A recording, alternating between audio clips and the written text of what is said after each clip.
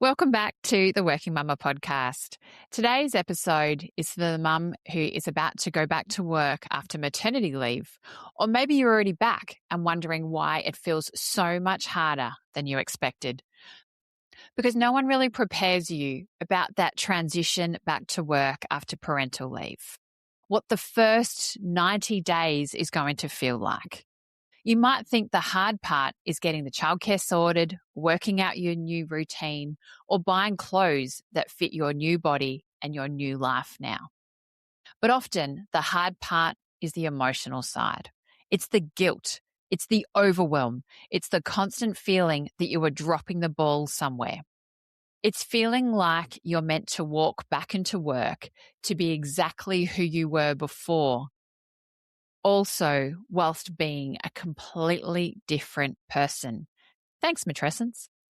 So today I want to walk you through what the first 90 days can look like, what actually helps. Because if this season feels hard, it doesn't mean you're doing it wrong. It means you're in the middle of a huge, life-changing transition. I think one of the biggest mistakes we make when returning to work is expecting ourselves to feel instantly settled. We expect that after the first day, week, or even month, that we might have found our rhythm. But the reality is that those first 90 days and even longer are often really, really messy. Your child is adjusting, you're adjusting, the household's adjusting, your employer's adjusting, everything is new. You are learning how to be a working mum in practice, not just in theory. Everyone has an opinion as well. There are daycare drop-offs, sick days, pumping schedules for new mums, routines, new emotions, new expectations. And on top of that, there is often this huge pressure to prove ourselves. Thanks, society. Thanks, social media. We also want to prove that we're still ambitious. We want to prove that we're still capable. We want to prove that becoming a mum hasn't really changed us. But here is what I want you to remember. Those first 90 days are not about being perfect. There's no such thing as being perfect.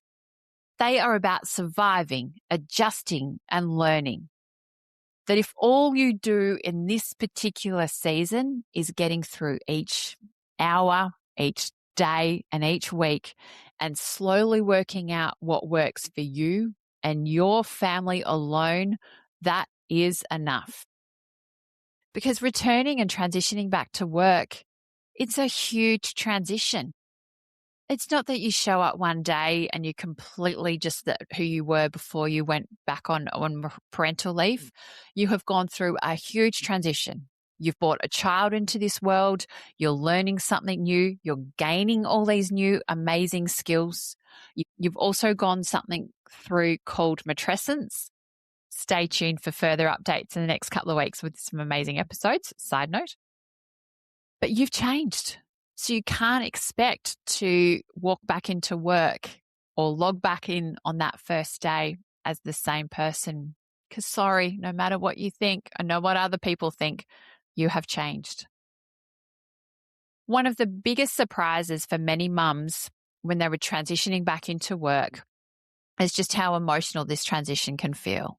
You might feel relief to be back at work. You might feel excited to use your brain in a different way. You might enjoy having adult conversations again, a hot coffee, and also going to the toilet on your own. But at the exact same time, you might also feel sad, guilty, overwhelmed, torn. You can love your child deeply and still enjoy being back at work. You can miss work and still want more time with your baby. Those things can exist together. So many mums think that they have to choose one identity. But newsflash, you don't. You're allowed to be career-driven and family-focused. You're allowed to feel grateful for your job and devastated at childcare or daycare drop-off. You are allowed to want both. If you are feeling emotional, teary, disconnected, or unsure of yourself in those first few months back, please know that you're not alone. It's a huge life transition. It's not meant to feel easy straight away. And trust me, as a mum that has done this twice, I've also now got a school-age son. Now I'm also working out the transition and going through that minefield with school. So you work one part out and then something else new will keep coming at you. So don't just think it's a set and forget. Things are constantly changing during this journey as well. There's also a few things that constantly catch working mums off guard, and I'm going to go through them. Number one, and it's the logistics. No amount of coordination sometimes can be enough, but the amount of coordination required can feel enormous. Who is doing childcare drop-off? Who's doing the pickup? What happens if daycare calls? What happens if your child won't sleep? What if they get sick? What if you have a meeting and your partner has a meeting as well and daycare is closed? You suddenly become the project manager of your entire family. And that mental load is exhausting. Number two, feeling like you're underperforming everywhere. At work, you might feel distracted or less confident. At home, you might feel like you're not giving enough. Many mums feel like they're failing in both places, and this is so common. But usually, that feeling is not because you are failing. It's because your standards are still based on what life looked like before you had kids. You cannot compare your current capacity to your old capacity. The mental load is completely different. You have more responsibilities now. You have more demands, more people relying on you, and the mental load, unfortunately, is more. Number three, childcare, sick days, and the delightful curveball that comes. No one warns you how often kids will get sick in those early childcare months. It can feel relentless. You get into a rhythm, then suddenly there's a gastro, fever, conjunctivitis, or the cold for the 10th time that year. It can make you feel unreliable or guilty. But you know what? This is actually entirely normal. It's part of the season. And in the first 12 months, you're going to have that sick period, particularly as everyone's adjusting. So what's actually going to help you? So let's talk about what we can do and some tips to help that first 90 days feel way more manageable. So let's go.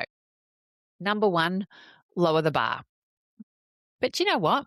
We probably actually do need to reevaluate and reset the bar as well, because life pre-kids, it's very different post-kids now that you have them and managing everything together. So really reevaluate where the bar's at.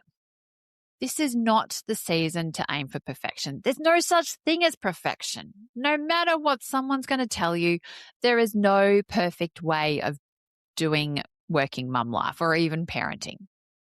And you know what? Your house might be messier, dinner might be simpler, laundry might pile up. That does not mean you are failing. It means you are prioritizing. So ask yourself, what absolutely has to happen today? What are the non-negotiables? What are those glass balls that you can't let drop? But what are maybe the plastic balls that you can let drop and that they can wait? Number two, create simpler systems. And I know this might sound easier said than done. But as working mums, we do not need more motivation. We just need better systems at times. Some things can make a huge difference. These might sound really basic, and I've also done an episode on the mental load with Leah Ruppiner, who is a mental load expert. I will link to that in the show notes. She's got amazing tips, but also here's some good ones as well that I also personally have found that work. Sharing calendars with the partner. If it's not the calendar, doesn't happen. Also, sometimes sending meeting requests either way. So it's also in your work calendar. Planning outfits and lunches the night before. Having a family whiteboard or a weekly meal plan really helps, particularly when you're getting home after that craziness. Creating a list of backup carers or emergency contacts. Setting reoccurring grocery orders, online ordering. Small systems that remove decision fatigue. And also, I would suggest a weekly check-in with your partner. And even as your kids get older, once a week of saying, okay, we have this Monday, this Tuesday, what's happening with you with work-wise? Just so you're all on the same page and everyone understands it. A bit of like an agenda. This is what we're doing. Highly recommend it, because communication in so many parts of this is where it can either make or break a situation. And I know in my personal experience, the more my husband and I communicate, everything just seems to run better. We don't communicate and everything starts to really fall apart. Number 3, expect the guilt and don't let it drive the bus. You know what? There's actually a statistic that's out there that says 98% of women will experience mum guilt. And you know what? It's actually most likely going to show up for you.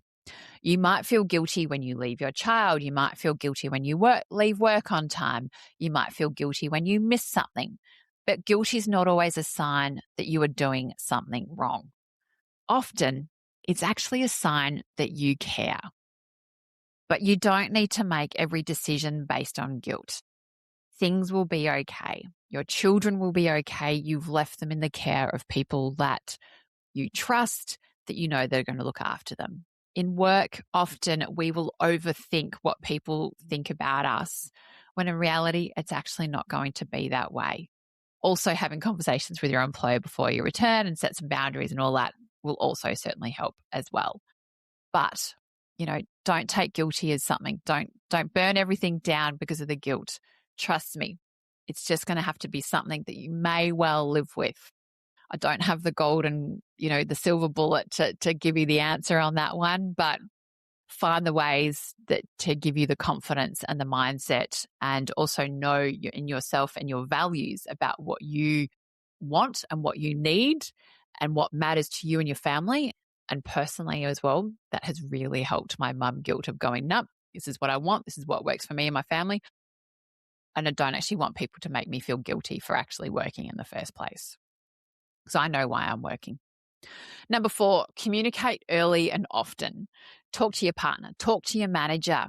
I think also really talking to your manager as you're transitioning back will really help set the expectations. Understand what their expectations, understand and communicate where you're coming from. Often managers won't understand the concept of matrescence, but if you can also give them a bit of background of saying, look, this is what we're going through. Have you heard of adolescence? Yes. Matrescence is, as I've become a mother. Also give them some information and context, maybe what you've been through, if you're willing to do that, but also understand and try and find that meeting point that you're both on the same page. Don't set too high expectations as what we said earlier, but also find something that will work well for you both, and maybe you ladder up after that. But don't expect to go where you were before you went back and I know people may have those expectations on you. Try and change them, but you are certainly going to be okay. Talk to your support network. Do not wait until you are drowning to ask for help. Be honest with what you need, whether that's more flexibility, say, from your employer, setting clearer boundaries, having more support at home, or setting realistic expectations at work. And number 5 as well, stop expecting to be the old you again. I'm sorry to say, but this is a big one. You are not going to go back to who you were before. You are moving forward as someone new. Motherhood changes you.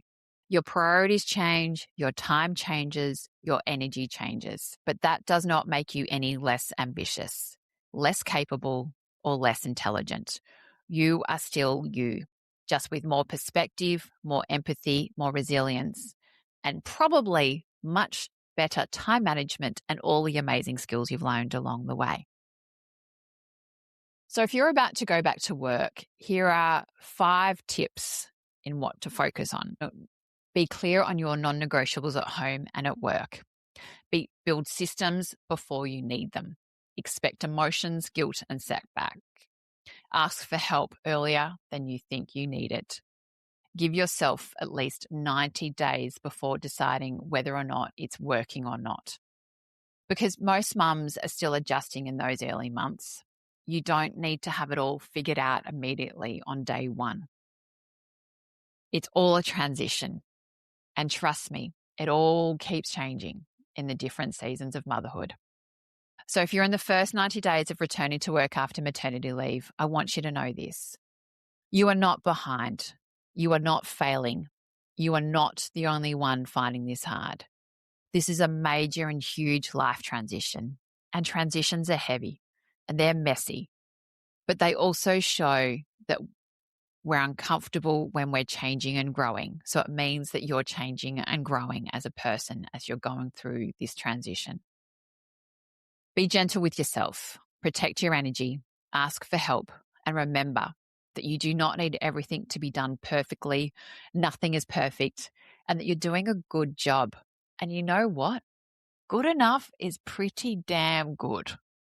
If you've been listening to this podcast enough and long enough, we often say good enough is better than anything else.